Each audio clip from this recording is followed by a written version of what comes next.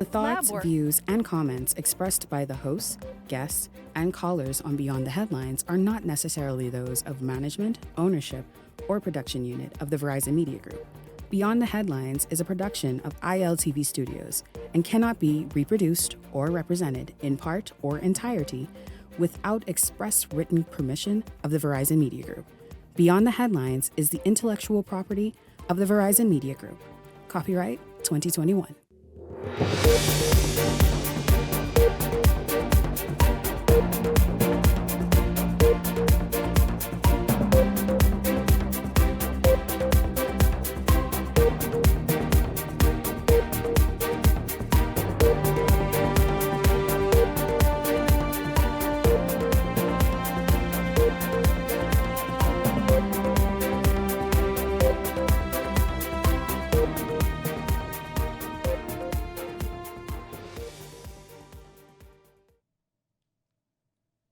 Coming up tonight, is it politicking or a genuine attempt to bring relief to many Bahamians who've had to contend with the high cost of living and the steep prices at the checkout counter for years? Tonight, a look at the Prime Minister's national address, in particular, the announcement to remove VAT from all food items in food stores. Also, something not much attention is being given to, the ease of real property tax for many. Also tonight, residents in Crooked Island say they need help, real help, and are tired of being ignored.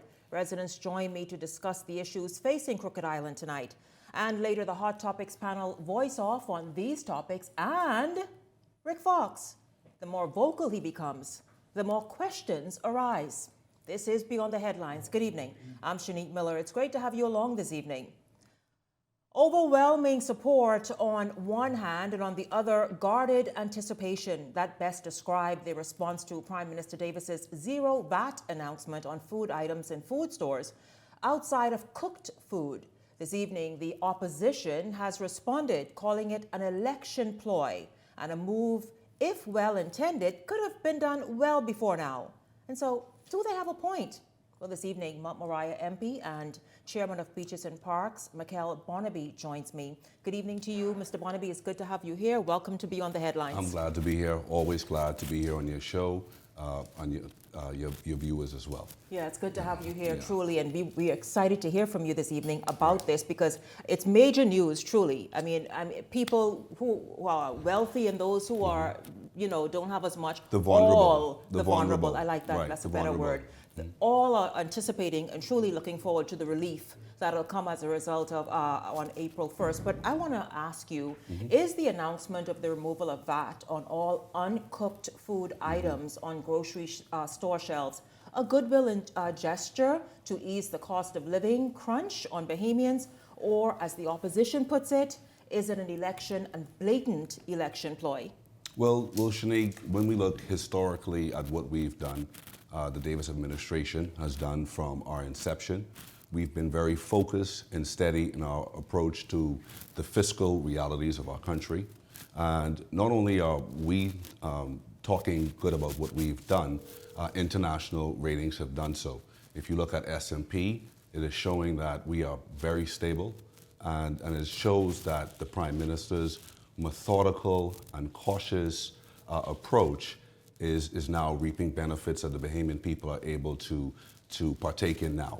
And so it's not politicking. When you look at the decrease, or the increase rather, in minimum wage from where we met it, the increase which buffered a lot of Bahamian families, to all of the programs that this government has been running from the inception, proves that this government has been working from day one. This is the third decrease. To the point now that come April 1st, it'll be zero rated, something that people, the opposition said, listen, man, hold up. We did that on breadbasket items. But the only thing that the former administration can point to, Shanique, is removing plastic bags from the grocery stores. If we really think about it, in their term, they did nothing to assist the Bahamian people from my perspective, and so they should be pretty silent when it comes to it. It seems as if it's electioneering on their part. When you look at, they talk about breadbasket items as well. When you look at the decrease, it focuses on every single aisle in the grocery store. Not just breadbasket items, not just a handful of items, not just 20 items. And we know that this has a positive impact as it relates to Bahamians being able to partake in healthier options, which has a knock-on effect with non-communicable diseases, living a healthier lifestyle. What we've been doing is a holistic approach. When we've done so in healthcare, we've done so in salaries across the civil service, and we will continue to do it. And we've done this from inception. While the Prime Minister noted about healthcare and the access for vulnerable people again to have access to medicine through the National Health Insurance Plan, many people say... In addition to that, Shanique, not just the National Health Insurance Plan, but also catastrophic health care. And so those are the things that we don't plan for, right? So your cancer patients, you find out you have stage 4. There was $10 million allocated to that fund. Their Bahamians had traveled for cataract to get their eyes checked, for major surgeries all throughout the Caribbean, throughout the United States of America as well, and they've been able to take advantage of the programs that this government has put in place. Well, they have been able to access that. I know many people just in December had to experienced and are much better for it now in terms of the cataract surgery that you mentioned. But people are saying, why not remove the 10% or the 5% of medicines that before it was placed there by this administration, just take it back to zero? Well, we want to focus on moving from 76,000 individuals to now 142,000 individuals who are now receiving free medication. And what we want to focus on as an administration is not just pushing medication down individuals' throat, but looking at the Ministry of Health and Wellness. We want to get people off of medicine. And we do that by providing greater access to healthcare. We said this in 2012 when Perry Christie was the Prime Minister, that the focus on NHI is to ensure that Bahamians are able to get to their doctors on time, on a regular basis, thereby reducing the strain on our healthcare system and also making sure that Bahamians are healthier for it. And so we're holistic in our approach. Well, I thought it was quite interesting. The Prime Minister said, listen, the country is in a better fiscal position now to be able to offer this, I guess, savings. Shanique, the Prime Minister is not the only person saying that. You know, they say that a fisherman will never call his fish stink, but the IMF and S&P that has marked us down through successive administration is now calling the Philip Davis administration remarkable what we've done.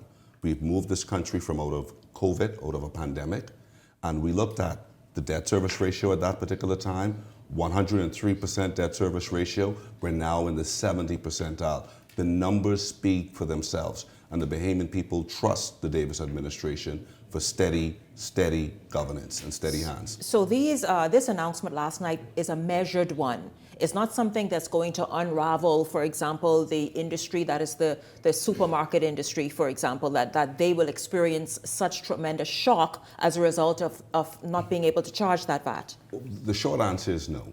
When we look at what occurred in 2017 with the Free National Movement by increasing value-added tax to 12%, as you will remember, Shanique, nobody got any notice, not even the grocery stores. There were some members of parliament that weren't even aware that they were coming to the House of Assembly to increase value-added tax. And so this is a very measured approach. By allowing the grocers sufficient time, by the 1st of April, it gives them time to get their house in order. And this is something that they've been doing, as you said, it has been 3 successive decreases. So they know how to handle decreases now. What they may not be able to handle is an increase. That may shock them. Well, let's just talk about, though, the people who it matters most. In fact, everybody. I've heard from very wealthy Cable Beach residents to the person down the street that says, listen, about the cost of food. We all have been hearing it really since around the pandemic to now, right. The ever-escalating prices. During the Prime Minister's address last evening, I received a handful of messages from Grand Bahama, and they were so happy to anticipate April 1st. And the savings that they would experience and being able to go and shop more, for example, and not have to think about VAT will take take the bill over a certain amount. What are you hearing and what have you heard today? You and I are Bahamians. We know the strain that we have to travel abroad to try to cut down our grocery costs. And I keep using the word holistic. And I'm using that because it has been an holistic approach. The Consumer Protection Agency is now having more teeth. They're more out there. They're addressing the increases in the grocery, and we've also tackled increments for government workers. What does that mean, Shanique? It means now that you're making more money. Persons on minimum wage are also making more money. We're reducing taxes all around, and so the dollar begins to stretch a little bit further. And that obviously is going to bring excitement to Bahamian people, but it may bring a little depression to the opposition. Let's just talk about, I'll tell you this before we move on to the real property tax, because that also, someone reminded me late this afternoon, Shanique, but nobody's talking about that aspect of the announcement. But I want people to understand it's very simple. As you mentioned, it stretches beyond what was traditionally the breadbasket items. For example, I was told, Shanique, salmon. Yeah, no, as of April 1st, no value-added tax. Steak for those who like it, and whatever else it is. I mean, it's you break it down like that for people to really understand that every item that comes under the category of food, uncooked food in a grocery store, this applies to. No value-added tax on BPL bills under $400. That's was announced as well. And so when you look at these, I'm happy you brought that up, because again, we paid attention to this zero-rated VAT as of April 1st, but we didn't pay attention to all these other little bits. And this is what I am saying to you. When we look at the holistic approach that this administration is taking, it is unlike any other thing that we've experienced. And so we know that that has been an impediment. You turn a light on in the house growing up, your parents say you better turn that light off. And so that is now being addressed through all of the mechanisms that the government has put in place, Pike. And for the first time... That's amazing. You need to repeat that again. Because even I missed that last night. And the people I was talking to, did you hear that? Every bill, $400 and under, there will be no VAT. And so when we look at what Pike has done, there's been no load shedding this summer.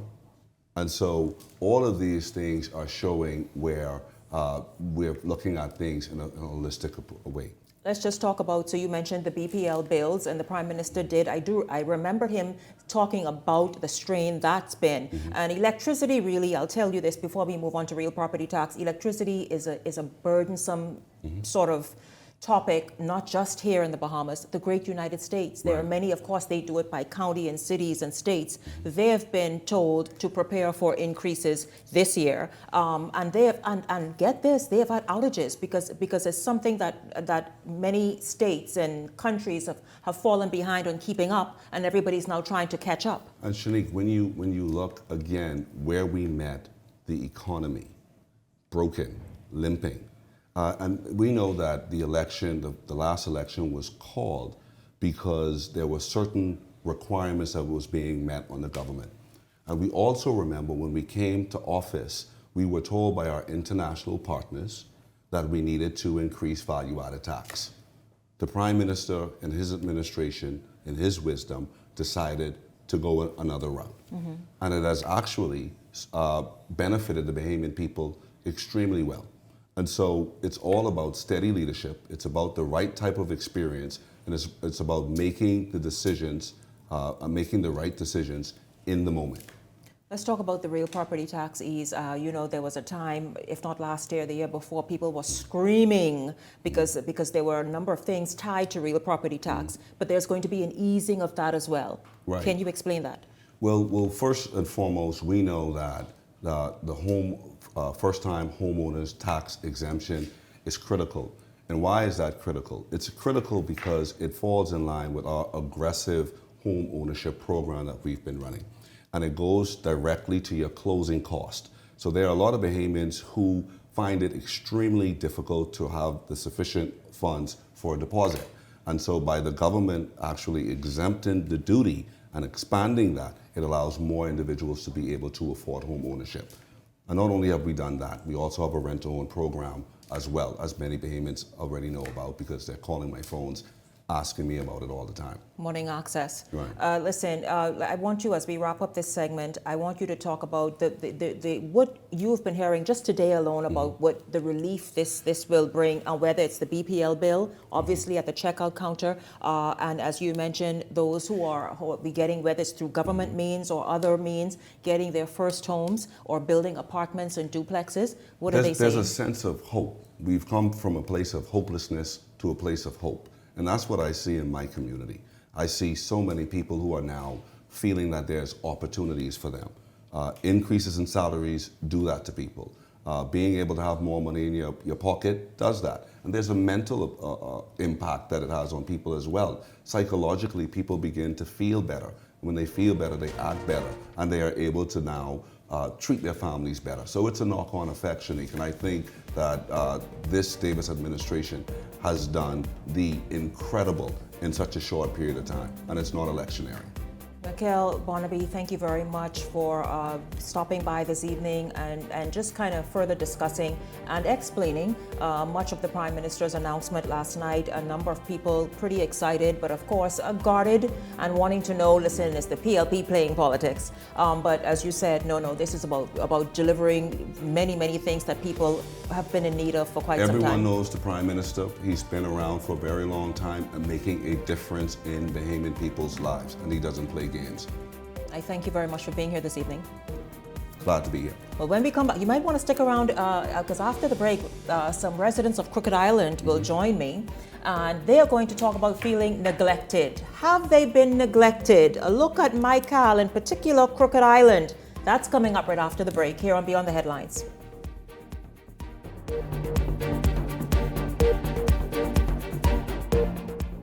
It's a Holy Frosty Christmas, and Wendy's and Coke is bringing the chill. This year, when you upgrade any Wendy's combo to a large, you can instantly win big with the Upgrade and Win Christmas giveaway.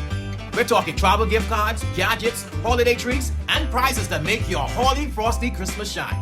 Just upgrade your favorite lunch combo, scan the QR code on your receipt to enter, and let the holiday magic begin. Enjoy great tasting food and win big this Christmas with Wendy's and Coca-Cola's Upgrade and Win. Rules and restrictions apply. Welcome to Paradise Games, where exceptional service meets the ultimate gaming experience.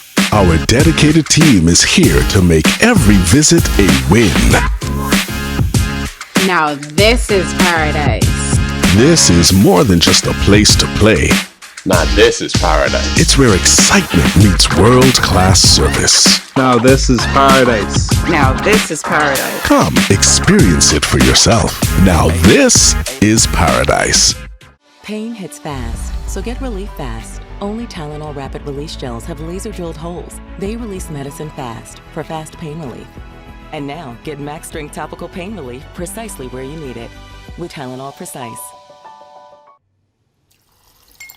I can clean your teeth, but I can't wash your whole mouth. Yes, we're toothbrushes, not mouth brushes. Listerine works with brushing to deliver 5 times more cleaning power, plus it contains clinically proven essential oils. For whole mouth health, Listerine. Wash your mouth. I feel good when you're wrapped up in my arms, dancing to a reggae song. Feel good, feel good. I feel good. 'Cause your perfume isn't loud, and only I can talk about. Feel good, feel good. You feel like velvet rubbing over my skin. And when your hair... Welcome to Paradise Premium Foods, where exceptional taste meets everyday convenience. Right in the heart of Hurricane Hole Plaza. Whether you're planning a beachside brunch, an intimate dinner, or simply restocking your favorites, we offer only the finest selection of local and imported goods, handpicked for quality, freshness, and flavor. At Paradise Premium Foods, shopping is effortless, service is personal, and every visit feels like a treat. From gourmet meals to go, to organic essentials and indulgent treats, this is your neighborhood market elevated. Live well, eat better. Discover Paradise Premium Foods, now open at Hurricane Hole Plaza, Paradise Island. Paradise Premium Foods. Taste the difference.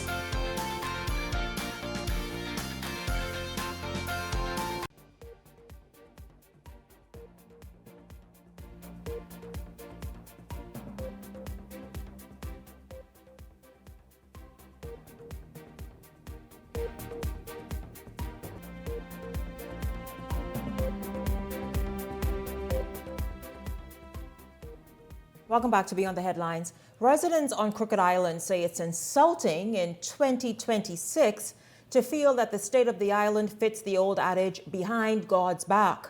Residents say there's been no improvement or growth to the island, its infrastructure, or overall life in Crooked Island, and they're demanding to be treated like they matter. Joining me this evening from Crooked Island are L.V. Cunningham, Edith Bain, and Robert Gibson Jr. Good evening to you. I think I just see two people. So L.V. Cunningham and Robert Gibson Jr. Good evening to both of you. Welcome to Beyond the Headlines. And it's good to be here. It's good to have you both here. What do you mean? What's happening on Crooked Island that has you wanting and chopping at the bits to be able to get this out tonight? Well, Shanique, first of all, I am so thankful to you for allowing us this short period. And we want to say that we are passionate Crooked Islanders who want to bring awareness to this country to let them know that Crooked Island is still one of the 700 islands of this country. And we are intelligent, resilient, and sometimes passive. And so it seems as though sometimes they take our passivity for granted. And so this evening, Shanique, we realize that a closed mouth cannot be fed. Mm-hmm. And so tonight we say we are opening up our mouth to speak on the concerns. There are a whole lot of things happening and people are taking us for granted. They are not listening. In fact, nobody seems as though they're there for us to call them. It seems like they don't remember Crooked Island exists, huh? Crooked Island is behind. In fact, Crooked Island seems to be behind the Iron Curtain. So you definitely can't see us. Let's jump in and talk about that is not so. Let's jump in and talk about some of the things that are glaring and have been ignored and left to just sit there all this time for years. Okay. We know what has gone down last week with the BPL situation, and it seems as though nobody would run an island to electrify that island and have one particular engine. You would have a backup plan. There was no backup plan. And so the people are suffering because they're losing their stuff. They lose their food items, they're losing their appliances, and there's nobody to call on. That's one. Two, the road situation, the roads got started from 2022, Shanique, in December, and that road is yet to be completed. It is not even halfway completed. And the little piece of road that has been completed has already been broken out in potholes, all right? And when it's dry, because of where they scraped the road, it's just dusty. And I am one of those who suffered serious sinus condition, yes, and a lot of other people. So that's two. Dock. When our boat comes in, the boat ramp goes down on a rock. God help you if that tide is not good enough for it to be level, because other than that, you have a ramp coming up, or if it's high, then you get a ramp going down. So it's a problem, Shanique. And one more, our airstrip. Our airstrip has been constructed from 1963 or 64. My Lord. And we cannot get a large aircraft to come into Crooked Island because they said the airstrip is too small. We have been promised last year that our airstrip was going to begin in June last year. We have not seen the first bush. Robert, yes. Robert, I want you to jump in. I want you to jump in because LV has reached out to me several times since last week to be able to speak to the issues of Crooked Island. She says it really seems as though Crooked Island has no voice or no one who can speak on its behalf. Jump in, Robert. Yes, Shanique, all these things are really big, especially the airlift problem. Because if we say we want to try pull ourselves up by our bootstraps, let's try to get some investments, let's try to invite people there. Airlift is a major problem. We share 2 flights with Auckland's. Auckland has a longer airstrip, and because of that, we always get shortchanged. I was trying to go home last week, and Bahamians is telling me there's no flight till the 24th. And that's because we share a flight, we need an extra day, but also they always shortchange us as it relates to capacity, because they say our airstrip can't accommodate those flights. So there's and you no... would think... There's no airlift to Crooked Island like for weeks at a time? Is that what you're saying? No, Mama. What I'm saying is we share a flight with Auckland's twice a week, Wednesday and Saturday. Okay. Right? But a lot of the times, the majority of the persons go into Auckland's because of one, they have more persons than us, but also it's a weight problem. So even if we charter a dashi like we try to do for homecoming, it can't come full. It cannot come full because of the weight and the restriction of the airstrip length. So it's hampering a lot of. How is this affecting? What is the economy of Crooked Island like? What our major industry is bone fishing. Those men and women have to book months in advance because it's a problem. Someone can't pick up and say, well, I want to go to Crooked Island for bone fishing. It can't be done because, one, you can't find a flight. Lots of times, because they have to work with the luggage, bags get left. A lot of times, our guests have connecting flights, and because they aren't steady flights with Bahamas Air. Sometimes it's in the morning, sometimes it's in the evening. People miss the connecting flight. It's really poor. Listen, it's ridiculous. Yeah, what is the population size there?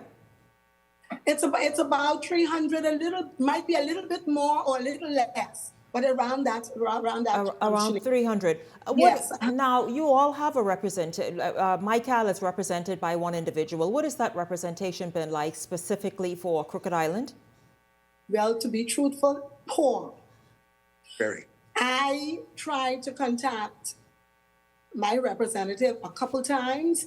Well, one time he answered me after about 2 weeks.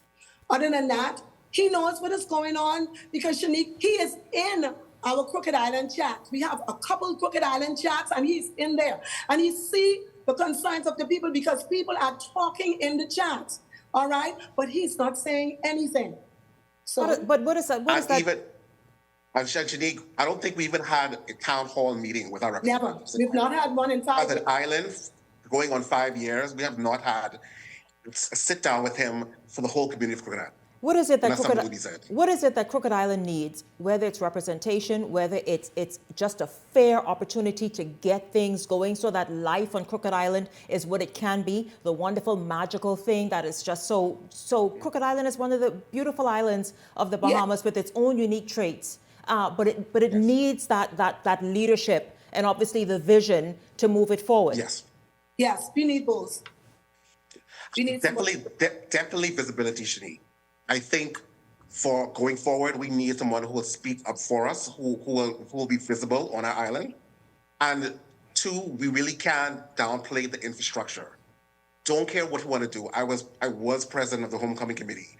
When you're trying to plan things, events, or all of that really comes down to how can people even get to Crooked Island? If I say, come to Crooked Island, it's beautiful. We have the first post office in the Bahamas. We have the second highest point in the Bahamas. Old Black Portgate with the happened in Crooked Island. Emancipation started in Crooked Island. The next question is, how do we get to Crooked Island? Then I have to say, well, try Bahamas Air, and then they may not get a flight, or we can't get a group in. It's really about representation and infrastructure, especially that airlift. How long would you say it's been since the island had any sort of boost and its infrastructure given any attention? Because I want to say, I go back to what you all say about in terms of leadership and a voice, somebody to speak on your behalf. When was the last time you had that level of representation that was able to kind of move things forward for Crooked Island? Shanique, I really can't tell you. It has to be more than 10, 15 years. I mean, if I'm going to say it like that, because like the old people will say, Peter, no better than Paul. Everybody come in, and to me, they're making a mockery of us in Crooked Island, and that's why we say we have to now open our mouth. We cannot stay quiet any longer. Yes, sir. We had. I just moved back home, but I know we had a representative who was very visible before. Visibility is one thing, and we appreciate it when you can stand up in the House of Assembly and speak for us. However, government, whoever's in charge, still need to allocate resources to us. So it's the And I ability understand that- ability to get things done. A vision Right. a vision for Michael and each of the island, because each of them are unique. And so then also a vision to get things done, resources to back that vision. You're saying. Yes, ma'am. Yes. How does and Shanique, I'm sorry. No, go ahead. Go. Listen to this. We right now, we feel helpless, hopeless, neglected, and frustrated. We hear things happening all around us. Nothing in the southeastern islands, but now we're talking about Crooked Island. It seems as though Crooked Island is the one island everybody kind of push on the side. Because sometimes even in Auckland, you may get a little something going. But for us, nothing. And I think too, it's because sometimes our people just sit back and say, well, you know, we trust God. Yes, we must trust God, Shanique, and the Bahamas. But faith without work is dead. And so that's why we are opening our mouth tonight. Robert, you said you recently relocated and you went back home because you figure, you know, quality of life, let's admit, yeah, it's beautiful on these islands. But what drew you back there, and what is it that you need to see to keep you there and allow you to make a great life for yourself on Crooked Island?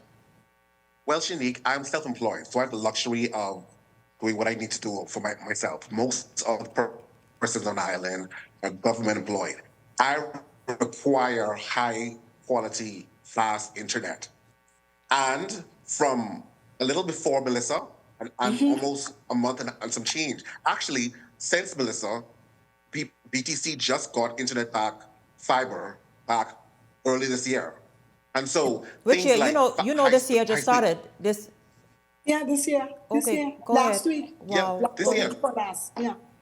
This year, for weeks, the basic cell service for BTC was down. A live person had service, but BTC did not. And so it was strange. And we all know the workers on the island, Mr. Cunningham, he's a hard worker. Yes. No, it's like he's alone. BPL workers, the workers don't have what they need. They're saying, hey, I need a truck. Hey, I need the tools. I need diesel for the generator. Yeah. And they're not getting what they needed. And it's frustrating because we all know Cunningham works very hard. And the workers on BPL work very hard. But if they don't have the generator parts, what can they do? Listen to me, LV and Robert, what do you all need to see? This is an election season. So we ain't dumb. We all know what's up. What do you all need to see moving forward in order for you to make the right decision to move your island? See, the vote, like, it has to make sense, is what I'm getting from you all. It has to make sense. What do you all need to see in terms of a vision and a plan that will help Crooked Island along? Well, Shanique, let me be the first to say this, and Robert can speak after. Shanique, from what I see. Okay. Go ahead, Robert. Go ahead. Quickly. No, you go first. Okay, I need to see good representation. Somebody who's gonna come there and look here, take the bull by the horn and lead us. Be present, and not just be present, but speak out for us. Get things done in Crooked Island. Don't promise and don't fulfill. It's about time we get some fulfillment to promises. Robert?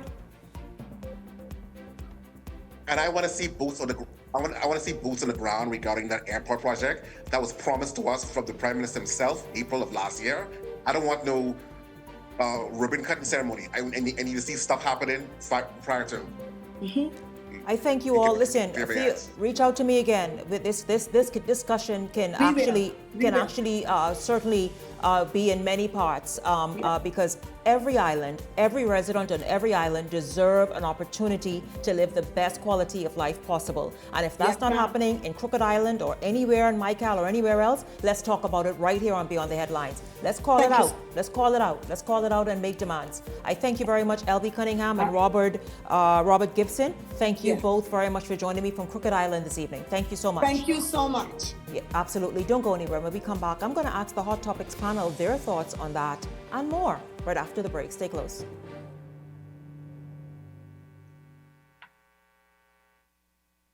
Running out of space? We've got room for that. Welcome to Skyline Storage, your trusted self-storage solution. Skyline Storage offers units from 5x10 to 10x30, climate controlled or standard dry. Perfect for home or business. Located in Westfield Commerce Park, Western New Providence. Your belongings stay safe with gated access and 24/7 surveillance starting at $175 a month. Reserve, pay, and move in online. No phone calls, no paperwork. Visit SkylineStorage.com. Skyline Storage. Storage made simple. My name is Omar Ferguson. I've been disabled now from 2009. What inspired me to start my own business? It was the determination to know that I still had something left in me, even though a lot of my independence, my mobility was being restricted. In my disability, it's kind of hard finding the investors or the capital. For example, national insurance. The benefit that we receive, it's a lifeline. And in any business that you're going to take, it's going to be a risk. We're not looking for handouts, but we want you to understand that we still need a little special care. This literally gives us a backbone that, hey, we could actually stand someday. This is the business I know it's going to be a risk. Even going through that process, I'm still dependent on national insurance. Overall, being in the program itself has put me in a place where I feel young again. I feel like anything is possible. I would say to others with disabilities, look around your community, just like you guys said in one of the modules. See what is needed in your community and go for it. Don't be afraid, just go for it. For more information about how the SBDC can help your small business to make a big impact, give us a call at 461-7232 or visit sbdcbahamas.com. Tired of driving around from place to place just to get your car insured and licensed? Frustrated with the process of being back and forth from your insurance company to road traffic? Well, BMG Insurance Agents and Brokers just made insuring and licensing your motor vehicle as easy as 1, 2, 3. Step 1. Visit us at the Road Traffic Department, Section 1, Thomas A. Robinson Sports Stadium. At our office, you can purchase or renew your insurance or get your vehicle inspected. We at BMG Insurance Agents and Brokers represent major carriers. Step 2. See the professionals at Road Traffic to get your vehicle licensed. Step 3. Enjoy your day. Insure with BMG Insurance Agents and Brokers today, saving you time and money. Your one-stop shop for all of your insurance needs. Great rates, convenient, excellent service. For more information, call us at 322-2221. This segment is brought to you by EV Motors Fleet Sales Division. For 2026 commercial vehicles, call 821-2403 today.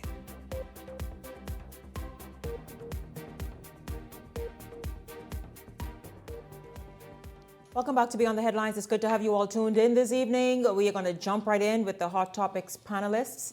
Good evening to all of you, Leslie Miller, Ellington Ferguson, Howard Johnson. Good evening to all you guys. It's good to see you all. Well, good evening. Certainly it's a pleasure to be back here once again. Happy New Year to you, Bahamas. I love seeing you all again. It's great to be here. Thank you, Shanique. Good evening, Bahamas. Good evening, colleagues. Yes, absolutely. Gentlemen, let's jump right in. We know that we are running behind. And so let's just jump right in with, at the top of tonight's show, you saw Mikhail Barnaby was here, and he talked about even things that I missed one of the announcements, or one portion of it. That was the $400 or under removal of VAT for BPL bills. That is certainly going to make a big difference for many Bahamians. But the fact that the VAT, come April 1st, VAT will be no longer existing for foods in grocery stores. What are you all hearing about people and what they're saying? I gave an example of Crown Bahama reaching out to me and telling me their thoughts on it. What have you all been hearing today about that announcement? Shanique, it is a positive thing for the country. Homemakers, mothers, and families are welcoming that. People that have kids and that an enormous grocery bill that they're normally dealing with. So it is very much welcome. It's a step in the right direction. I think the Prime Minister has been very calculated. He's been leading in that direction from the came to office, and there's been a constant reduction of that. A lot of people would have said, well, they should have done it long time. I think it would be reckless to just take the country's revenues and to just drop it to nothing all of a sudden. And I think the Prime Minister was calculated in bringing it down one step at a time, from 12 to 10, from 10 to 5, and then now 0 on grocery. I think it's a very good thing for the Commonwealth of the Bahamas, and it's going to affect homes and how people can now feed their people. I think the Prime Minister understands the enormous pressure, the high cost of living that Bahamians are dealing with, and while there's a lot of work that still needs to be done to cause Bahamian, to empower Bahamian, and that Bahamian can be able to develop and help themselves more. But I think this is a step in the right direction to alleviate, to give them some sort of relief as it relates to the burden of feeding their families. You know, the Prime Minister yesterday came and did the right thing at the right time. Martin Luther King said once, there was never a wrong time to do the right thing. And he did it. People are happy because it is here. And also they're very concerned about or looking forward to him bringing down the cost of what the situation with the homeowners, with apartments on Absolutely. They're very concerned about that. So it's going to be interesting to see how this works out. It was the right thing to do. People need a break. The lower costs of food couldn't come at a better time. The start of the year. Homeowners and everybody else, school kids.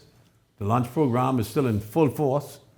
And I think we head in the right direction for 2026. Was the timing off? The opposition is saying, and it's something to question, really give attention to.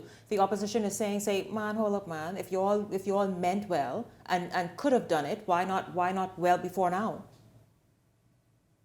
Well, you need to appreciate, that government run on quarters. The financial situation with the government is that they started this. That's why it's going to take April 1st, because you're going through the first quarter, January, February, March. Because they have to make some financial adjustments now in the books that really we get these funds from that we're going to lose because of that. So they now have to take from Paul to give Johnny. And that's what I think is going to happen. I think at the end of the day it's going to be a win-win situation for all of us. And that's really what it's all about, assisting the people as best you can at the time when it's needed most. Mm-hmm. Again, I would congratulate the PM on doing a wonderful job in that aspect. Howard, before we move forward, welcome to the show. Your thoughts on Howard, and what have you been perhaps hearing, whether via social media, whether family members, about this announcement last evening? Yes, good evening, Shanique. Good evening, colleagues. Happy New Year and good evening, Bahamas. What I'd like to say is that there's never a bad time to provide much needed relief to the population of the Bahamas. We are a developing world country, and as you know, things are hard. There's lots of stuff that's going on, and people are feeling it in their pocketbook. And so any relief that any government, PLP, F&M, can give to the Bahamian people, it's warranted, it's needed, and it is appreciated. And so we continue to, on social media, I'm seeing political Bahamians continuing to make these circular political arguments. It started at 7.5 and a certain government raised it to 12. And now it went from 12 to 10 to 5. Listen, the relief is there. If the PLP government didn't do it and the F&M had done it, F&Ms would be happy. Absolutely. PLPs would be upset. Let's take the win. This is a win for the Bahamian people. My mother will go to the grocery store this weekend when I send some money for her, and she will buy her stuff. As of April 1st, she will buy her stuff. I wish it would be this weekend. Yes. But as of April 1st, she will buy her stuff, and there will be no VAT on it. And so I'm grateful. Gentlemen, just in the last segment, I spoke with residents from Crooked Island, and they feel like much of Michael, listen, hold up, man, when will it be Michael's turn? Well, Crooked Island say even in Michael, they are treated like the stepchildren. Your thoughts on what those residents had to say? I've heard both of them, and my heart goes out to them. Hello, guys. I wish that y'all get some really quick relief. I think, yes, those islands have been neglected for far too long. Crooked Island is one of the jewel of the Bahamas. Beautiful place, man. That's I call that my home, even though I'm right from Acklands. We go right across the water. I have family on Crooked Island also, and she talked about the high points and the lighthouse and all that. I mean, we've got to do better as it relates to developing these islands. I kind of feel some kind of way with the direction that this administration is taking to develop various airports, and she talked about how the Prime Minister specifically spoke directly to her as it relates to the airport. We want to get some things going. I want to appeal to the Prime Minister, and I've talked about it a long time for those islands down there in Maikal, but let's do something for Crooked Island. Let's not let them feel left out. You know, they've had some real crisis with the energy. Let's get them, let's help them with that energy. It's a small community. I don't think they should be having energy issues. Really I think, let's fix that. Let's make them feel comfortable in there. I too really feel I want to go home in a short time soon to really rebuild a proper life, a more quality, Shanique, that you alluded to earlier, a greater quality of life that you can live on those islands. Whenever I visit and I go home, I really don't want to come back, only because of responsibilities that I have to come back. But if I can set myself up, and I'd love to live Crooked Island or Auckland. Beautiful places. Prime Minister, Progressive Liberal Party administration, please, let's help Crooked Island. Howard, and Shanique, the litany, the two residents, they talked about a litany of issues, concerns, and even expectations that they have for the island, for its economy, for its development, and in its representation. And so this is why I believe so firmly. And Leslie and I and all of the panelists have talked about how it is a tremendous undertaking for any representative to manage the affairs of a 5-island constituency. And this is why you need someone who is capable, who has the resources, and who can not rely solely on the government. You see, because sometimes government moves slow, you know. And if you have someone who has the resources and who has the regional and international acumen to bring development to those islands, and that's why, you know who my horse is in this race. Well, I'll tell you, it's been sip about that. So we'll see exactly where that goes, whether or not Robert Caron received the nomination or is going to get the nomination. So I know that's exactly what you're talking about. Leslie, your thoughts on what those residents had to say? They say, listen, it's 2026. It's about time to be able to have a bit more. Absolutely. I feel that the sooner the PLP nominate Mr. Caron, the better off those people are going to be in all those islands. Amen. Just get it over with, get the man go there and do his job, what he is prepared to do and what he's capable of doing. Instead of having 5 islands with no MP that is visible, that's been visible for the last few years. It's really disgraceful what has taken place there. You know, Crooked Island is a beautiful place. Listen, you got to go there to believe it. You have to. I'm campaigning there before with Brother Morse, God bless him, Dr. Nottage and I with Dr. Walkane. And he had that situation, we went on campaign. The people there are wonderful people. It's probably some of the best fishing grounds in this country. Absolutely. The people don't fish. So you have the biggest groupers and biggest conchs and biggest lobsters you can find. I mean, huge. Very big. Huge, 10 pounds lobster thing. It's an island with a hell of a lot of potential. If you can put the right people together who has the financial capability. It's a far-flung island. A lot of fellas, you ask them why they don't want to fish. It's so far to get back. But it has the potential. That and Auckland's and Crooked Island. 2 wonderful times. It's time, would they please nominate the man, let him go and do his job. That's what needs to be done. And they will see the difference quickly once he gets a nomination. Well, gentlemen, speaking of nomination, I'll tell you the hottest seat, and there are many little pockets where we are paying attention to. But listen, St. James appears to be something that everybody. Where the name came from?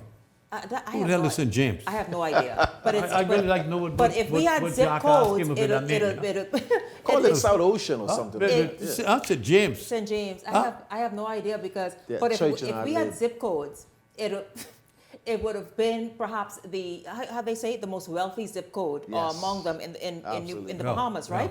So St. James is that. Well, Rick Fox, who has been very vocal. I mean, you can't miss him over the last perhaps not quite a year, but since last year, he has been extremely vocal and making and he's been sort of I don't know. Wants to run the country. What do you want to do? Run the country. Please stop. What's Rick the man Fox, there? I see him there. Yeah. I don't mean he should. Gentlemen, what's really happening? It's almost. I see him on there. Thank you guys so much. Thank you, Eric, and thank you, D'Angelo. What can you say about a lot of his utterances? He says, listen, he will run. He will run. In St. James. And he will win. And not sure yet of which political organization he will run with, or he's also open to running as an independent. Gentlemen, your thoughts about Rick Fox and him just showing up. See, because it's a lot. It feels almost like a slap in the face when for years you've stood outside and you've done your stuff outside, and that's incredible. But now you want to come and insert yourself right in the middle. Your thoughts, gentlemen? I think the more Rick Fox talk is like he highlight his lack of political prowess. He highlight his naivety. He highlight that he does not understand the context. And for somebody who's said to have grown up here and then went to school, he does not have no appreciation. He has no relatability. Nothing he for the knows Bahamian nothing context. of the Bahamas. And if you want to address some of the things you say you want to address, well, go represent Freetown. As for a young man that's supposed to be educated, wants to come back and make a contribution, you come back with a level of arrogance that, I mean, is the same reason why sometimes we want to get rid of some politicians. You come with a double down level of arrogance with that. I think you saying you going to run in this constituency, you ain't decide which party yet. So you telling the party, whenever I choose you, this is where I'm going. It doesn't work like that. You you align yourself with somebody, or you decide you run independent. You don't have to run with a party, but you can run you don't tell people, I'm going to run here, I'll check, see which one of y'all I'm going to choose. It doesn't work like that. So he continued to expose himself as a naive gentleman who is disconnected from the Commonwealth of the Bahamas, doesn't understand the politics of this country. You want to get into politics, you better understand the politics of this country. I think he's been embarrassing himself, and he's been hurting his brand more than anything else. Shanique, I don't have any problem with Rick coming back home and trying to contribute to the place where he's now going to live.